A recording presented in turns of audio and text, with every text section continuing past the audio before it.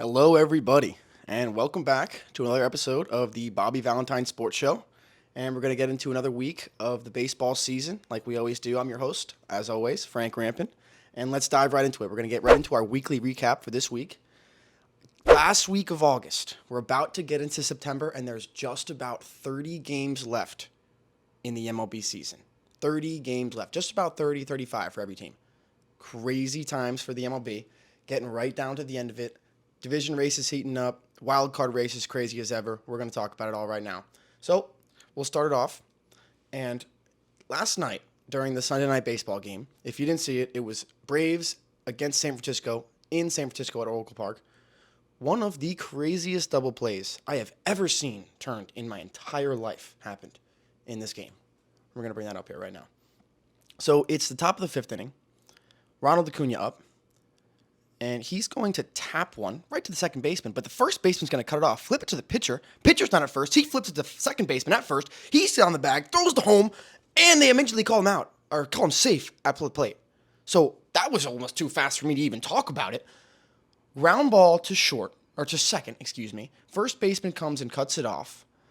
The runner from third isn't breaking. He's like, all right, we got to get that out at first. He's going to flip it to the pitcher, who should be covering first base, but he thought the ball was going to second. So he's not there yet. He's about halfway from the pitcher's mound to first base. So the ball gets flipped to the pitcher. Pitcher's like, I'm not there. He's not going to the runner's going to beat me there. Tyro Estrada, the second baseman, heads up play by him. As soon as he saw the first baseman cut him off and make the play, he's already beelining to first base. So Estrada gets to first. The pitcher flips to Estrada. He gets the out at first, and by the time Estrada gets the ball, the runner on third, Orlando Arcia, is breaking to the plate. So he tags the base at first, fires home, and to Patrick Bailey, who makes the tag. They call him out at first. The replay happens, and you see they call him safe. Let's watch that one more time. Look at this. A little tapper by Acuna. Cut off, and the pitcher's not thinking he's going to get it. He gets the ball. He's like, oh, God. Flips it to Estrada. And I was like, oh, boy. Estrada, really heads-up play by both the pitcher and Tyro Estrada to the presence of mind to when the pitcher was flipped the ball to flip it to Estrada to get the out at first, and Estrada to be heads up enough to see Orlando Arcia coming down the line at third to get the play to tag it home.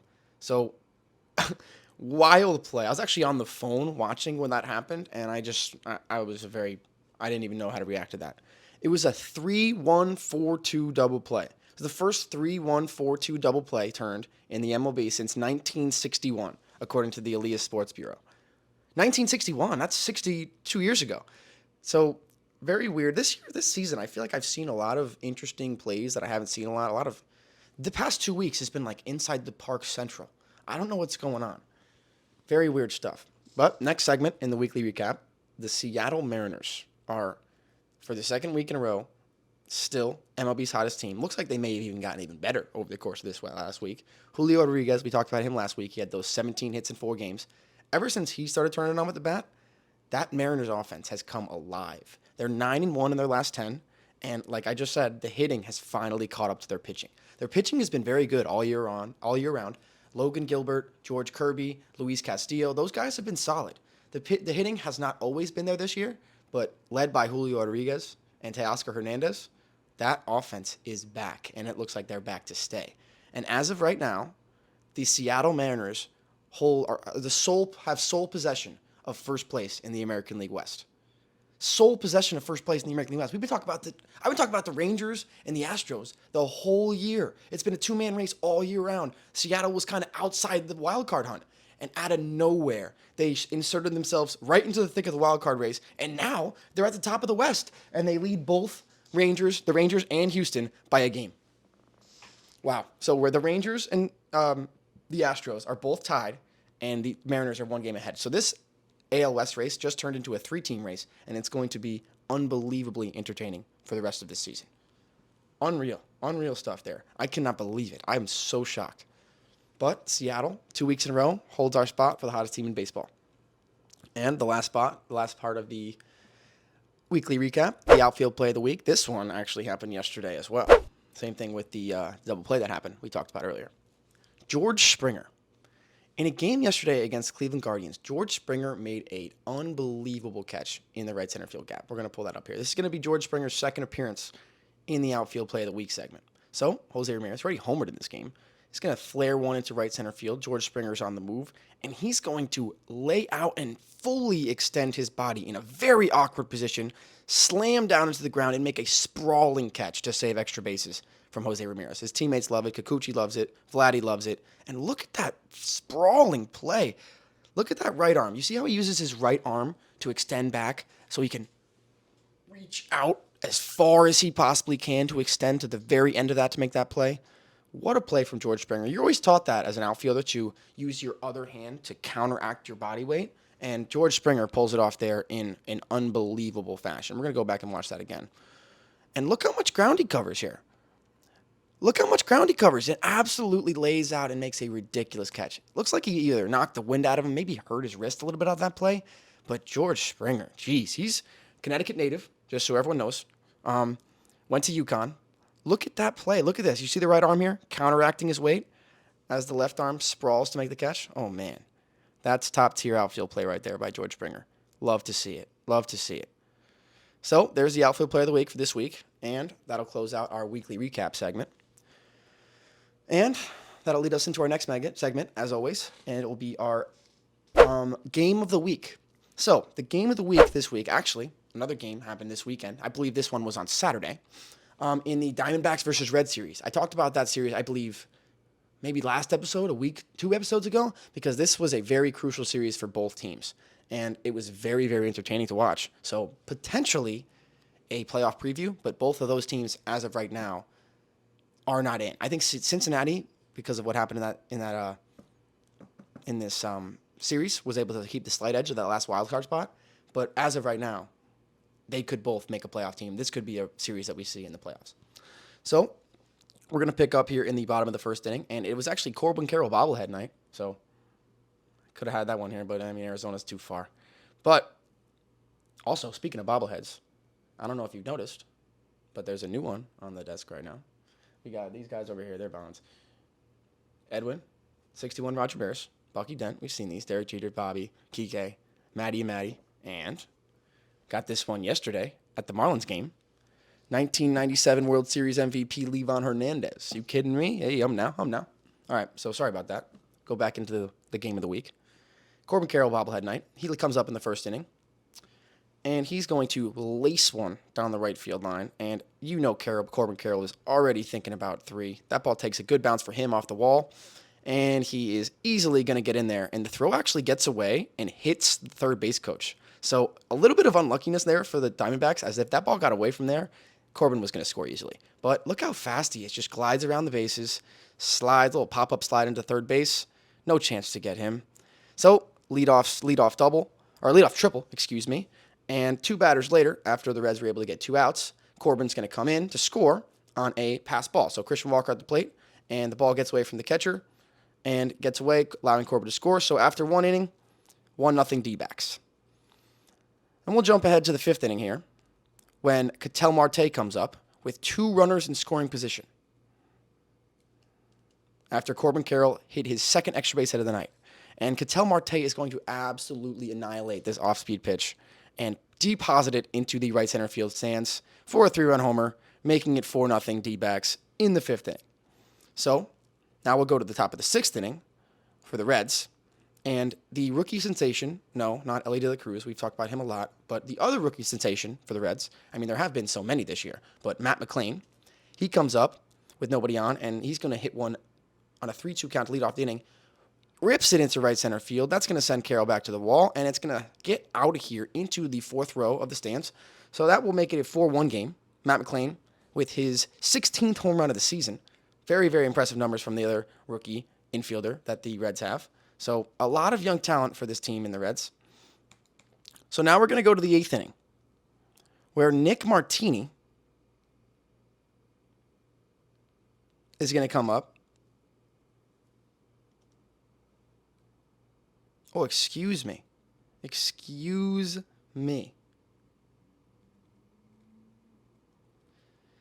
Martini comes up, top of the 8th inning. And with Ellie De La Cruz on third base and 2 away, he's going to bloop one into shallow center field to pick himself up an RBI single to cut the deficit in half, 4-2 ball game in the 8th inning. So now the 9th inning, Tyler Stevenson comes up, and he's going to rip a ball down the right field line That's going to drive in another run. So 4-3 ball game with one away here in the ninth inning. So interesting game here. Reds making a game of it. They were kind of on the brink of death, down 2 runs in the ninth inning. Now they have the tying run on third. They have the winning run on second. And here comes Matt McLain, who already homered in this ball game. One of your best players. This is who you want at the plate. He's going to ground one softly to Ketel Marte at second. He's going to pump fake, allowing the runner to score and throw to first. A little bit of wild, good bag work over there by Christian Walker as he gets pulled off the base by that wild throw by Marte, but he's able to switch the feet and touch the bag to get the second out, but the tying run scores. So 4-4 here in the top of the ninth inning, and that will bring up the other rookie sensation, Ellie De La Cruz. And he's going to lift one high and deep in the air to left center field, back to the track to the wall, and Lourdes Gurriel makes a leaping catch to save extra bases and the game-winning run from score in the top of the ninth inning. So what a play by Lourdes Gurriel Jr. Joe Mantiply comes in. Oh, thank God. Thank God. I needed that one. So after a scoreless bottom of the ninth, we're going to head to the 10th inning now. And Spencer Steer is going to lead off the top of the 10th inning for the Cincinnati Reds. And off of Miguel Castro, he is going to lace a ball that is going to get over the center fielder Alec Thomas's head and short hop against the wall. That's going to allow Ellie De La Cruz to score easily from second base. So 5-4 to the Baby Reds here in the top of the 10th inning as a leadoff double. Next batter, Nick Martini. He's going to rip one down the right field line. That is going to get up and out of the fence for a ground rule double. So 6-4 and back-to-back doubles. The next batter, Christian Encarnacion Strand, rips one into center field. That'll bring in another run. So 7-4 and back-to-back-to-back RBI singles for the Baby Reds to make it 7-4 in the top of the 10th. So now we'll move on to the bottom half.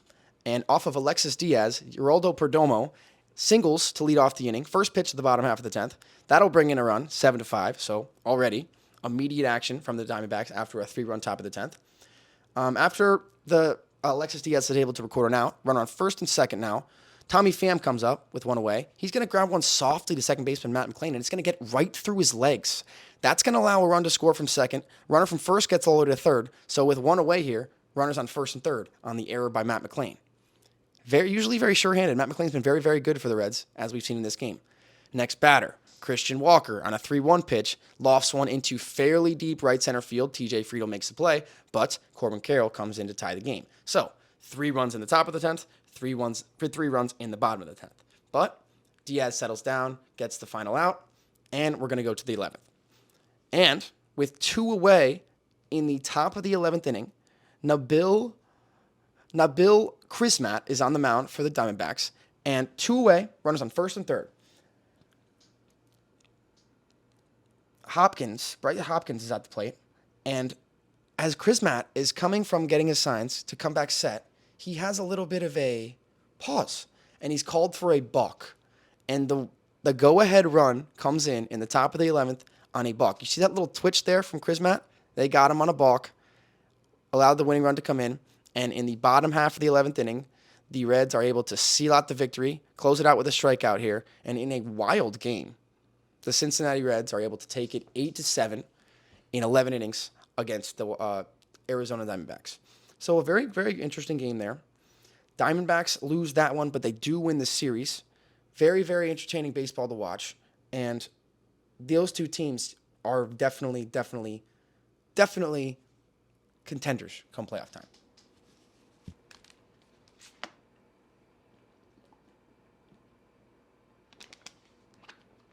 Okay.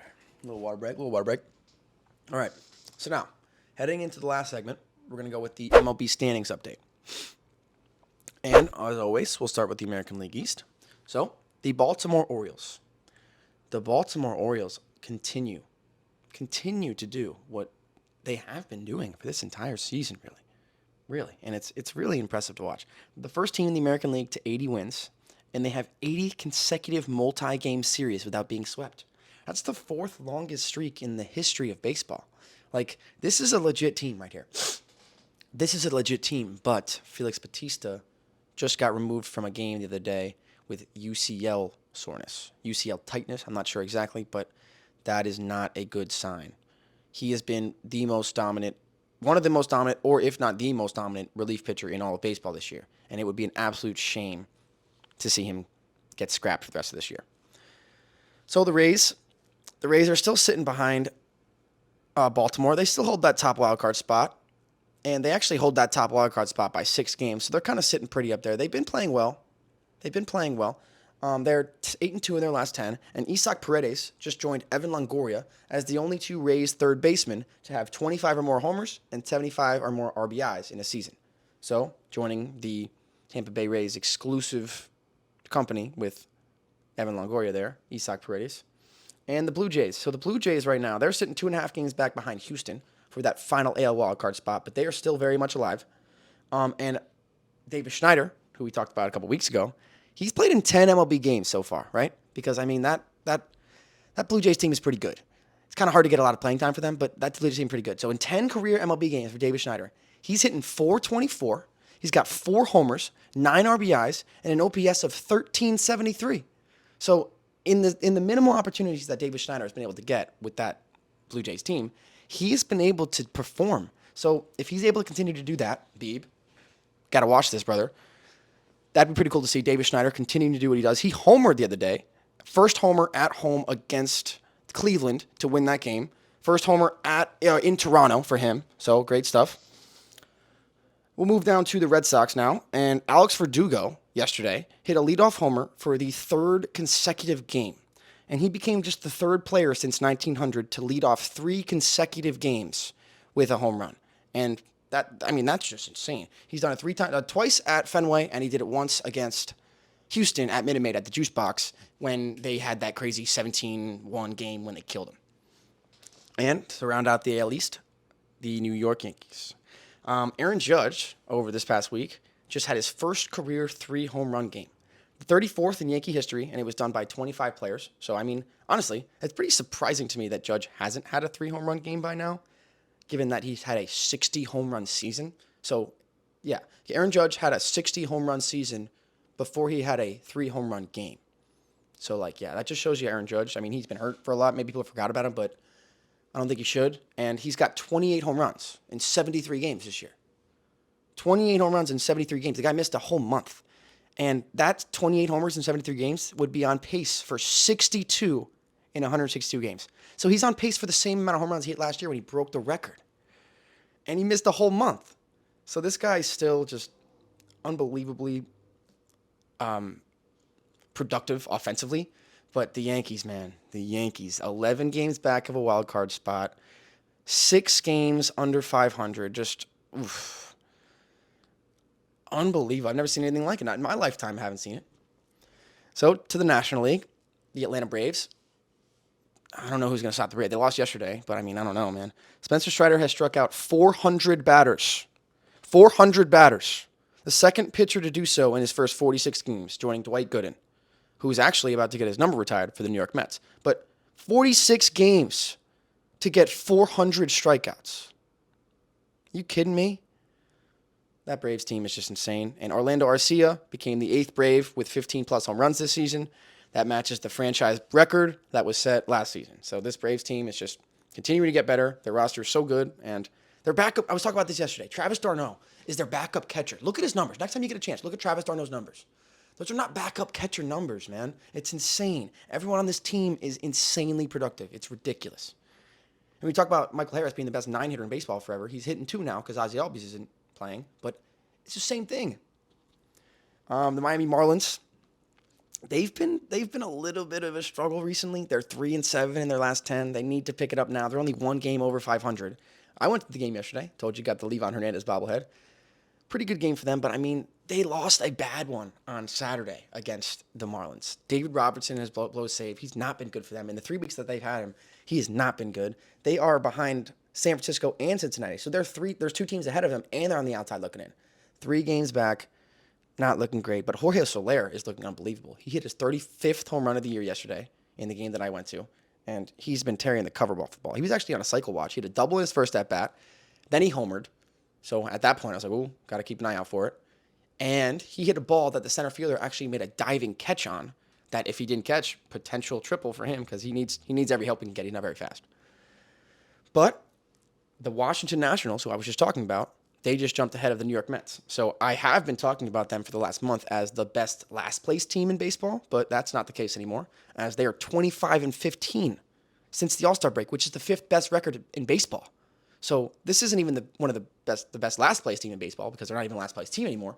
This is one of the best teams in the league since the All-Star break, which is crazy to say and crazy to think about, because they got rid of arguably their best player in Jeimer Candelario, and he's been very good for the Cubs. But how many of these guys are gonna like turn into even better? And it's not like Lane Thomas is in the top 8 in hits in the entire league. Like, that's interesting. But the New York Mets, Edwin getting hurt this year in the World Baseball Classic. I was at that game. That should have been the telltale sign of what was going to happen to the New York Mets this year. The Mets and the Yankees are in last place right now, both of them. There's 30 games left, a little bit over 30 games. The Mets and the Yankees have never both finished in last place in the same year in the history of baseball.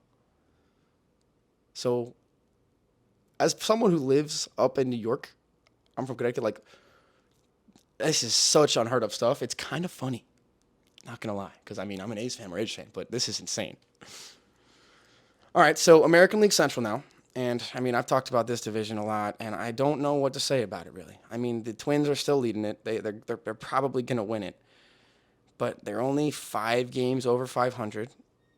And it's just, who are they? Who are the Minnesota Twins? I don't know. And I can't see them winning a playoff series. But we'll see. We'll see what happens. The Guardians, they just lost a series to Toronto. They're slipping away. But Bo Naylor, the Naylor brothers, both play for Cleveland. They're Canadian. And in Bo Naylor's first ever at-bat at the Rogers Center in Toronto, he became the first Canadian-born MLB player to hit a homer in his first plate appearance in a Canadian MLB stadium. So that's pretty cool. But that's about the only thing the Guardians have going for them. I mean, that's really it, you know. And these other two teams are just the same, you know. The Tigers, I've been talking about them. They're a little bit better than we thought. But, I mean, they're just been the most consistently middle-of-the-pack team that I've seen this season. But Parker Meadows, brother of Austin Meadows, who's on the Tigers too, but he's been hurt a lot, he hit a walk-off home run the other night to beat the Astros. And in that game, Framber Valdez was throwing a no-hitter through 7 innings. So they were getting no-hit through 7. Game was 1-0. And Parker Meadows ended up hitting a walk-off 3-run home run to win. And it was the first time the Tigers had rallied back to after being no-hit through 7 since September 2nd of 1987 versus Cleveland. And by the way, Parker Meadows, it was his first career home run and first career RBI. I'm pretty sure he's going to remember that for the rest of his life. Getting your first career home run and your first career RBI on the same play, and it was a walk-off. Nice. Cool. All right, Chicago White Sox. I said this last week. I'm going to say it again. They're Squid Jones. And, okay, sure, they just beat the A's in a series this week, but we scored 12 runs in a game against them in one of those games. And I'm pretty sure Dylan Cease started that game. So, like, they are the most question mark team in the world. Tim Anderson, I don't even know, like, what's happening, but we're done with that. Kansas City Royals, I mean, they're really just as bad as the A's. They're only 3 games better than them, 2 games better than them, 2.5. It's just bad. Bobby Witt Jr. is the only good player on the team. National League Central, the Brewers, I said before, the Brewers have been playing better. They're getting a little bit better. They're 8-2 in their last 10. They've been getting hot. They're playing a lot better. But the Cubs have still been good. And speaking of the Cubs, Ian Happ has now reached base safely in 55 consecutive games against the Pittsburgh Pirates. That breaks Stan Musial's MLB record for most games in a row from 1951-53. So that's pretty insane. Stan Musial, by the way, I just looked at Stan Musial's numbers the other day. Stan Musial is no doubt one of the greatest hitters in the history of the sport. He might be the greatest left-handed hitter of all time. I know Babe Ruth was lefty, but he might be the greatest all-around left-handed hitter ever. Babe Ruth power, sure, but look at Stan Musial's baseball reference page. Just do it. Talked about the Reds a little bit. They played our game of the week. Nick Martini, he had a couple RBIs in that game. Friday night, Nick Martini hit 2 home runs. Before Friday night, Nick Martini had not hit a home run since August 5th of 2019. And then he hit 2 against the D-backs. So, jeez. Pirates, McCutcheon, like I said last week, 1 homer away from 300. Can't wait for that to happen.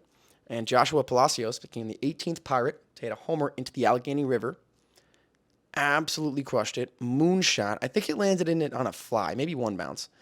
And St. Louis. I mean, St. Louis is the second worst team in the National League.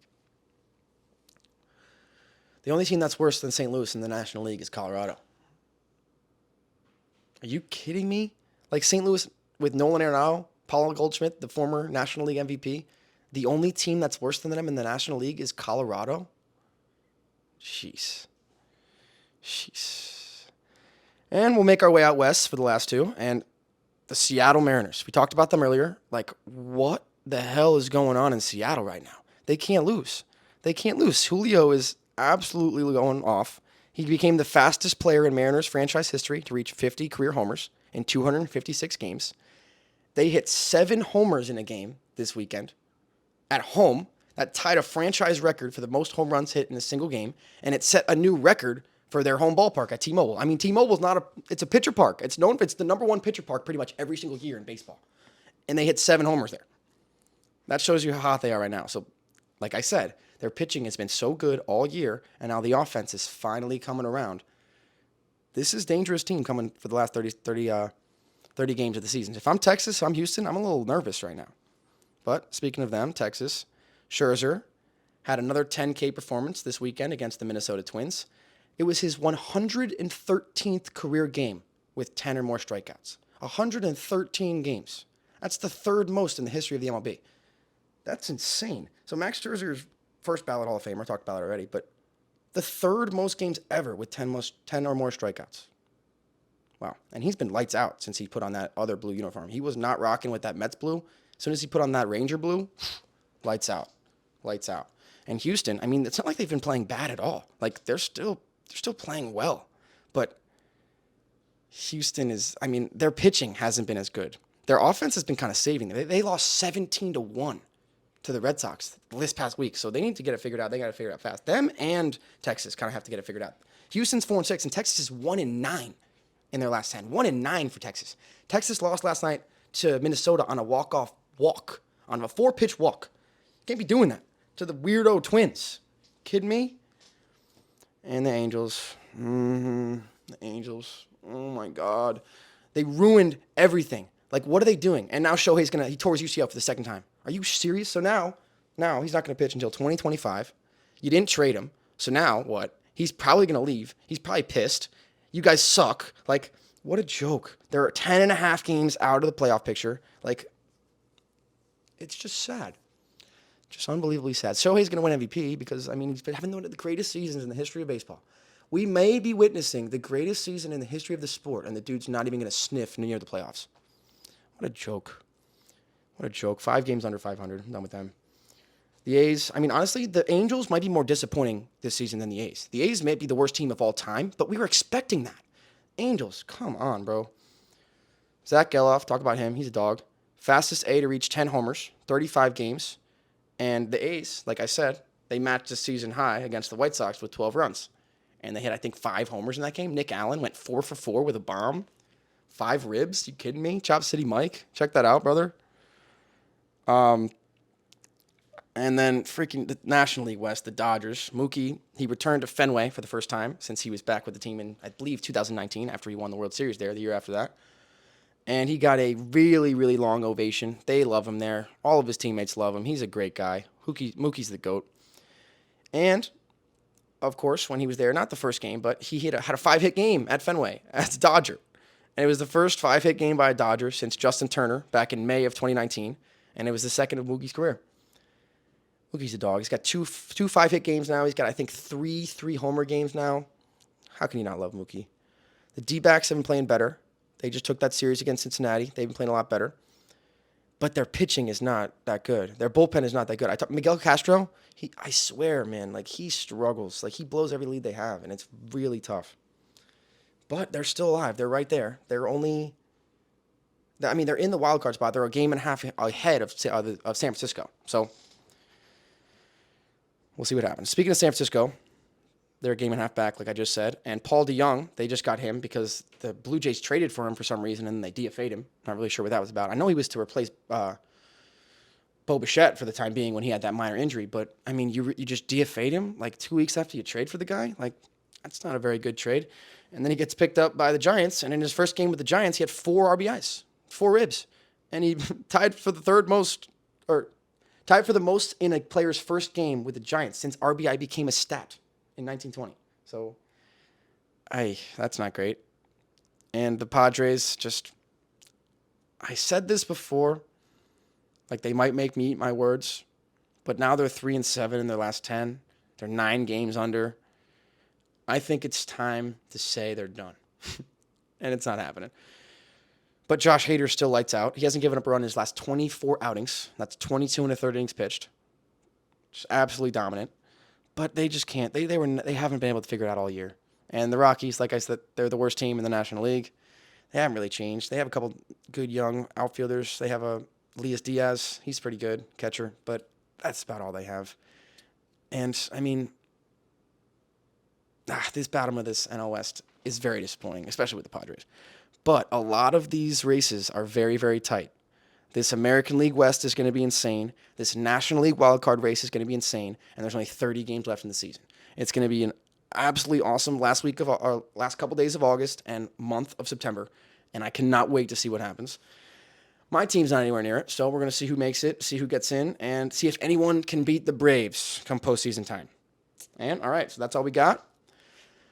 Another episode here at the Bobby Valentine Sports Show. Make sure you follow us at Bobby Valentine Sports Show on Instagram, Twitter, YouTube, TikTok. Subscribe on the YouTube channel, get the Clips channel, and make sure to follow bvacademy.com. Hit up all for the latest news at Bobby Valentine Sports Academy back in Stanford. Sign up for lessons, all that stuff. Get your birthday party going there, all that stuff. And we'll see you next time. Peace out. Sweet bones.